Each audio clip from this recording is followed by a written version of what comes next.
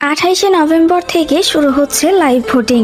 এই live vote হওয়ার সময় খুব কম দেওয়া হবে, তাই সেদিন আমাদের সবাইকে অ্যাক্টিভ থাকতে হবে। ভোট ওপেন হওয়ার পর যত দ্রুত সম্ভব ভোটটা দিয়ে ফেলতে হবে।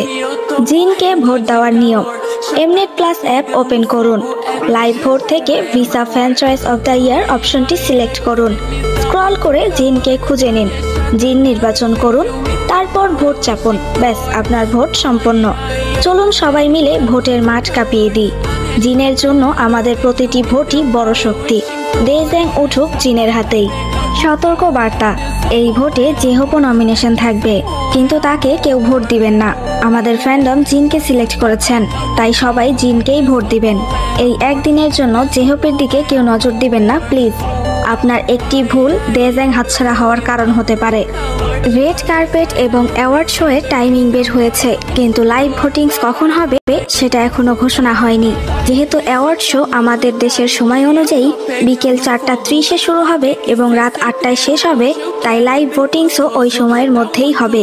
তাই সবাইকে 4:30 থেকে 8টার মধ্যে অ্যাক্টিভ থাকতে হবে। ভোট স্টার্ট হলেই তাড়াতাড়ি সবাই ভোট দিয়ে দিবা।